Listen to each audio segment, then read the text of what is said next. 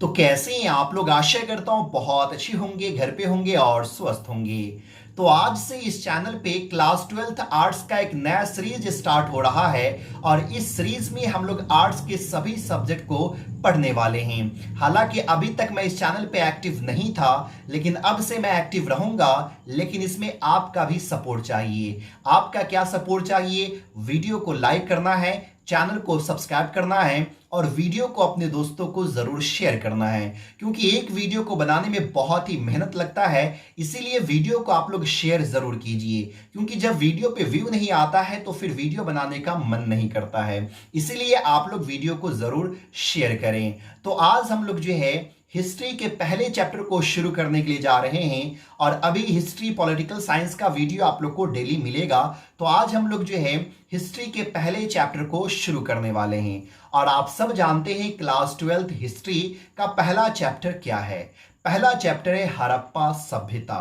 तो आज हम लोग जो है हड़प्पा सभ्यता के बारे में ही जानेंगे, डीपली समझेंगे और उम्मीद करते हैं कि आने वाले 5 या 10 दिनों में ये चैप्टर भी इंड हो जाए, क्योंकि मैं 1 या 2 वीडियो में पूरे चैप्टर को इंड नहीं करूंगा, बल्कि टॉपिक बाय टॉपिक जो है पढ़ाऊंगा, ताकि आप लोग को भी समझ में आए और अच्छे से आप लोग जो सो पढ़ते जाएं। तो चलिए वीडियो को शुरू करते हैं। लेकिन उससे पहले आपसे एक छोटा सा रिक्वेस्ट है कि अगर आप हमारे चैनल पे पहली बार विजिट कर रहे हैं तो प्लीज चैनल को सब्सक्राइब कर लीजिए। वीडियो अच्छा लगता हो तो वीडियो को लाइक करना मत भूलिएगा और इस वीडियो को अपने दोस्तों को जरूर शेयर करें। तो चलिए शुरू करते हैं और पढ़ते हैं पहले चैप्टर को, जिस चैप्टर का नाम है हड़प्पा सभ्यता या फिर of the first cities Harappan archaeology.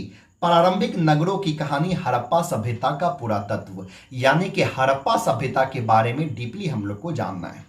लेकिन हड़प्पा सभ्यता के बारे में समझने से पहले, हड़प्पा सभ्यता के इतिहास को जानने से पहले कि हड़प्पा सभ्यता की खोज कैसे हुई, हड़प्पा सभ्यता से हम लोगों को क्या क्या चीज प्राप्त हुई, हड़प्पा सभ्यता की खोज किसने की, इसको जानने से पहले हम लोगों को एक टॉपिक को जानना बहुत ही जरूरी है, जिसको हम लोग कहते हैं पुरातत्व। तो हम लोग को सबसे पहले जानना है आर्कियोलॉजी के बारे में, पुरातत्व के बारे में, कि पुरातत्व किसे कहा जाता है, आर्कियोलॉजी हम लोग किसे कहते हैं। और आज का ये जो क्लास होगा आर्कियोलॉजी के बारे में ही होगा। हम लोग आर्कियोलॉजी के बारे में समझेंगे, यानी कि पुरातत्व के बारे में समझेंगे। तो चलिए समझते हैं पुरातत्व को, कि पुरातत्व क्या है और पुरातत्व किसे कहते हैं। तो पुरातत्व, इसको इंग्लिश में हम लोग आर्कियोलॉजी कहते हैं। तो ये देखिए पुरातत्व जो है ये एक साइंस है, और आप लोग यहाँ पे देख भी पा रहे होंगे जो लिखा हुआ है, जिस विज्ञान के माध्यम से, यानी विज्ञान यानी कि साइंस। तो आप ये कह सकते हैं पुरातत्व एक साइंस है। आगे क्या कह रहा है, जिस विज्ञान के माध्यम से धरती में छिपी हुई सामग्रियों की खुदाई कर अतीत के लोगों के भौतिक जीवन का पता लगाया जाता है, उसे पुरातत्व कहते हैं। यानी कि अगर कोई पूछ दे कि पुरातत्व किसे कहते हैं, पुरातत्व का मतलब क्या है, तो आप उसको सिंपल लैंग्वेज में समझा दीजिए कि पुरातत्व एक विज्ञान है, एक साइंस है, और इसमें धरती की खुदाई की जाती है कि नहीं। पुरातत्व जो है, तो पुरातत्व के तहत धरती की खुदाई होती है और खुदाई करने के बाद जो भी चीज प्राप्त होती है, यानी खुदाई करने के बाद जो भी सामान मिलता है, उस सामान का अध्ययन किया जाता है, उस चीज की अध्ययन की जाती है। और अध्ययन करने के बाद, स्टडी करने के बाद यह पता लगाया जाता है कि जो अतीत के लोग थे, पहले के जो लोग थे, उसकी जिंदगी कैसी थी, उसकी भौतिक जिंदगी कैसी थी, वो लोग अपनी जिंदगी कैसे जिया करते थे, लेकिन उसका रहन सहन कैसे था। इन सारी चीजों का पता लगाया जाता है पुरातत्व के ही जरिए से। तो हड़प्पा सभ्यता से पहले मैं इसको क्यों समझा रहा हूं, शायद आप लोगों को ये बातें समझ में आ गई होगी, क्योंकि हड़प्पा सभ्यता भी जो मिला है वो खुदाई करने के बाद ही मिला है, और जो हम लोग खुदाई करते हैं वो पुरातत्व के तहत ही करते हैं। और पुरातत्व ये एक विज्ञान है, ये कला नहीं बल्कि एक विज्ञान है। और इस विज्ञान के तहत धरती की खुदाई होती है और जो सामान प्राप्त होता है उस सामान का अध्ययन किया जाता है, और उसके बाद अतीत के लोगों का, यानी जो लोग पहले जो थे उसके जिंदगी का पता लगाया जाता है कि वो लोग अपनी जिंदगी कैसे जिया करते थे। तो ये है पुरातत्व। अब चलिए सवाल ये उठता है कि पुरातत्व में खुदाई होती है कि नहीं, जमीन की खुदाई होती है, और उसके बाद जो सामान मिलता है उसका अध्ययन किया जाता है, स्टडी किया जाता है। तो उस अध्ययन, वो जो खुदाई होती है, तो जमीन के अंदर से कौन कौन सी चीज प्राप्त होती है और किस चीज पे अध्ययन की जाती है, चलिए इस चीज को भी हम लोग थोड़ा समझते हैं और जानने की कोशिश करते हैं। तो बात याद रखिए, जब खुदाई होती है तो उसके बाद जो भी चीजें प्राप्त होती है, तो उसके कौन कौन सी चीजों पे अध्ययन की जाती है। तो बर्तन है ना, सबसे पहले तो आप देखिए बर्तन, जो बर्तन वहां से प्राप्त होता है, बर्तन जो मिलता है, तो उससे ये पता लगाया जाता है कि जो लोग यहाँ पे रहा करते थे उसकी जिंदगी कैसी रही होगी। तो बर्तन पे ये अध्ययन किया जाता है। उसके बाद हथियार भी मिलता है, कई सारे सभ्यताएं से हथियार की भी प्राप्ति हुई है। गहने हो या फिर रोजमर्रा की जो चीजें हैं, पेड़ पौधे या फिर जानवर या फिर मनुष्य के जो अवशेष होते हैं, ये सारी चीजों पे अध्ययन की जाती है। और यही सारी चीजें जो है सो खुदाई करने के बाद प्राप्त होती है और उसके बाद अध्ययन की जाती है। और उस अध्ययन से ये पता लगाया जाता है कि पहले के लोग अपनी जिंदगी कैसे जिया करते थे। जहां पे भी वो चीजें मिलती है उससे यही पता लगाया जाता कि यहाँ पे जो लोग हैं, जहां से वो चीजें प्राप्त हुई है, तो वहां के लोग अपनी जिंदगी कैसे जिया करते थे, इन चीजों का पता लगाया जाता है। चलिए आगे आप लोग को बात याद रखना है कि आर्कियोलॉजी को, ये पुरातत्व को हम लोग इंग्लिश में आर्कियोलॉजी कहते हैं ना, आर्कियोलॉजी कहते हैं। और ये जो आर्कियोलॉजी वर्ड बना है, ये यूनान यानी कि ग्रीक के दो भाषा से, दो वर्ड से मिलकर के बना हुआ है। यूनान में दो वर्ड है, यानी ग्रीक लैंग्वेज में दो वर्ड है। पहला है आर्किक, है कि नहीं, पहला है आर्किक और दूसरा है लोगस। जब आर्किक और लोगस को जोड़ दिया गया तो इंग्लिश का एक नया वर्ड बना जिसको हम लोग आर्कियोलॉजी कहते हैं। और आर्किक और ये जो लोगस है, कहीं कहीं पे आर्किक को आर्सिस भी बताया जाता है कि आर्सिस वर्ड से और लोगस वर्ड से मिलकर के आर्कियोलॉजी बना है। तो ये बातें याद रखना है कि जब दो वर्ड आर्किक और लोगस मिल गया तो निर्माण हुआ इंग्लिश के एक नए वर्ड का, जिस वर्ड का नाम है आर्कियोलॉजी। आर्कियोलॉजी ये वर्ड आप लोग को जैसो याद रखना है और इंग्लिश में हम लोग आर्कियोलॉजी कहते हैं।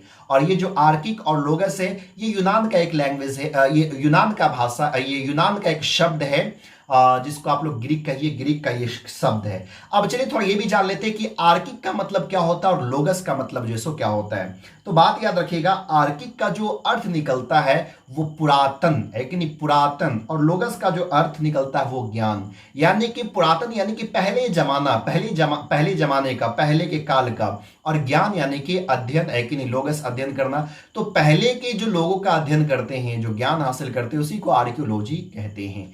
तो ये अभी तक आपने आर्कियोलॉजी के बारे में जाना कि आर्कियोलॉजी एक ऐसा विज्ञान है जिसके तहत धरती की खुदाई की जाती है, उसके बाद जो चीजें वहां से प्राप्त होती है उस पर अध्ययन की जाती है और उसके बाद अतीत के लोगों का पता लगाया जाता है कि उसकी जिंदगी कैसी रही होगी। आर्कियोलॉजी जो वर्ड लिया गया है वो यूनान के दो शब्दों से मिलकर के बना है, आर्किक और लोगस।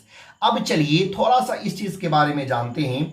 बहुत सारे बच्चे के माइंड में एक सवाल रहता है कि आखिरकार हम लोग तो ये पुरातत्व जो है हिस्ट्री में पढ़ रहे हैं, तो फिर ये साइंस का संबंध, इसमें साइंस कैसे आ गया। तो देखिए आर्कियोलॉजी जो है, पुरातत्व जो है, इसका संबंध साइंस से भी है। अब साइंस से कैसे संबंध है तो इस चीज को भी मैं बताने की कोशिश कर रहा हूं और बहुत ही सिंपल लैंग्वेज में यहाँ पे ये चीजें लिखी भी गई हुई है, आप लोग जैसा कि देख पा रहे होंगे। तो चलिए मैं समझाता हूं इसका ये संबंध जो है साइंस से कैसे है। अब जैसे ही खुदाई की जाएगी और खुदाई करने के बाद अगर कोई चीज मिलती है, एग्जाम्पल तौर पे बर्तन जो है सो वहां से प्राप्त होता है। अगर बर्तन प्राप्त होता है तो उस पर जंग लग जाता है, तो जंग को जो हटाएंगे और जंग को कैसे हटाया जाएगा ये जो है सो साइंस में ही पढ़ी जाती है। ये साइंस का ही वहां पे कमाल होगा और वो केमिस्ट्री का है ना, साइंस में भी किस सब्जेक्ट का, केमिस्ट्री का। तो इसका संबंध जो है वो साइंस से है। यही चीजें नहीं, अगर खुदाई होगी तो वहां से हड्डी भी मिलेगी। अब हड्डी किसका है, इंसान का है या जानवर का है, ये पता कौन लगाएगा, तो ये भी साइंस में ही पता लगेगा। तो इसीलिए पुरातत्व का जो संबंध है वो साइंस से भी है कि नहीं, इसलिए यहां पे इसका संबंध जो साइंस से बताया गया है। और डिफिनेशन में ही आप लोग देख लिए हैं कि पुरातत्व वह विज्ञान है, ये एक विज्ञान है।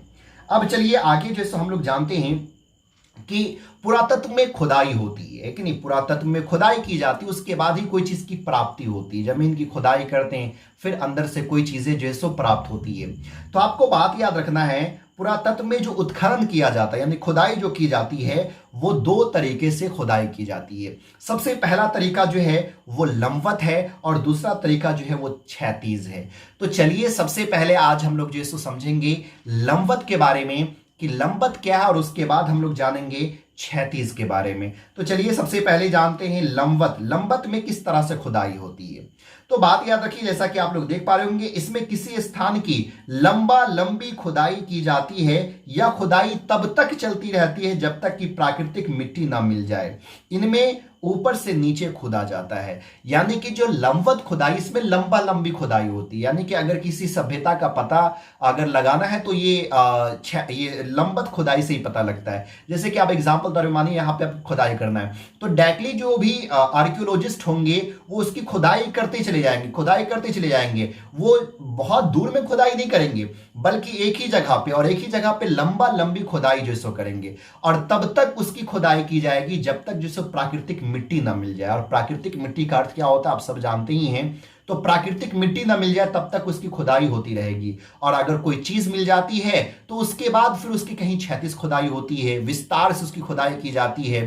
तो अगर किसी भी सभ्यता का जो पता लगता है वो लंबवत खुदाई में, पहले लंबी खुदाई होती है, पता चलता है कि नहीं भाई यहाँ पे कुछ चीजें आ रही है, कुछ चीजें मिल रही है, बर्तने मिल रहा है, यहाँ पे हथियार मिल रहा है, कुछ घर मिल रहे हैं, घर के मालवा मिल रहा है, ईंट मिल रहा है, तो फिर उसकी विस्तार से खुदाई जो है सो की जाती है। अब बात याद रखना है, इस विधि से ये बता ही दियो, किसी भी विधि से सभ्यता का जो है सो पता चलता है, और पुरातात्विक वस्तुएं जितनी गहरे पर प्राप्त होती है वो उतनी ही प्राचीन होती है। और जब लंबवत खुदाई होती है तो जो चीजें जितनी नीचे मिलेगी, समझिए वो उतना ही पुराना होता है। अगर खुदाई के 2 फीट पे अगर कोई चीज मिल गई तो उतना पुराना नहीं होगा, अगर 4 फीट पे कोई चीजें मिलती तो वो बहुत ही पुरानी होगी। तो जो चीजें जितनी अंदर मिलेगी, समझिए वो चीजें उतनी ही पुरानी है, उतनी ही प्राचीन है। आगे बात याद रखना है आप लोगों को कि व्हीलर ने इस विधि को काल मापन अथवा संस्कृत मापन की संज्ञा दी है। यानी व्हीलर जो है तो उन्होंने ये कहा है इस विधि को, यानी कि जो चीजें जितना नीचे मिलता है वो उतना ही पुराना होता है, तो काल मापन विधि जो है इसको कहा गया है। और बात बिल्कुल सही, किसी से काल का पता चलता है, हालांकि ये तो पता नहीं चलता कि वो कितना साल पुराना है, वो पता चलता है कार्बन 14 विधि के द्वारा। अब ये कार्बन 14 विधि क्या होता है वो चीजें हम लोग आगे जो है सो जानेंगे, या फिर जो भी साइंटिस्ट होते हैं, आर्कियोलॉजिस्ट होते हैं, वो अनुमान लगाते हैं कि ये चीजें कितनी पुरानी हो सकती है। लेकिन जो बेस्ट तरीका है वो पता लगाने का कि कोई भी चीज कितनी पुरानी होगी, वो कार्बन 14 विधि है। अब कार्बन 14 विधि क्या होता है वो चीजें हम लोग जो है सो आगे समझेंगे, आगे जो है सो जानेंगे। इस उत्खनन के द्वारा यह जाना जा सकता है कि उस क्षेत्र में किस संस्कृति के लोग कब आए थे तथा उनका विनाश कब हुआ। अब इसके द्वारा यही पता लगता है कि कोई भी वहां पे जो संस्कृति थी वो संस्कृति कब खत्म हो गई, वहां पे जो लोग थे वो लोग कहां से कब आए और उन लोगों का विनाश कब हो गया, कब खत्म हो गया, ये जो सब पता चलता है लंबवत विधि से।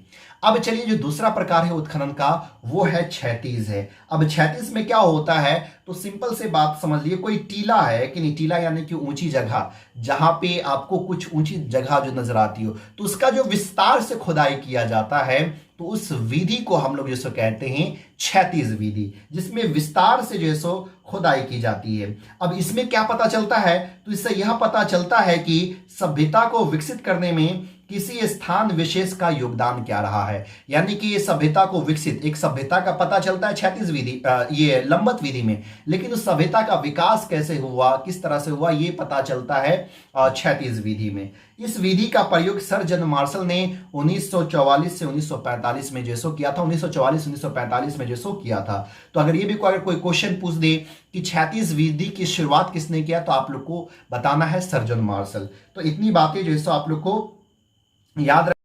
तो आज के क्लास को यहीं पे एंड करते हैं। तो आज के क्लास में हम लोग को पुरातत्व के बारे में समझना था, तो पुरातत्व के बारे में हम लोग समझ चुके हैं। अब कल का जो क्लास होगा, तो कल के क्लास में ये जानेंगे भारत में पुरातत्व, यानी कि भारत में पुरातत्व की शुरुआत किसने किया, कब किया और उसको क्या सफलता हासिल होती है, इन सारी चीज के बारे में हम लोग कल जानेंगे। और उसके बाद फिर हम लोग जानेंगे हड़प्पा सभ्यता की खोज की कहानी कि हड़प्पा सभ्यता को कैसे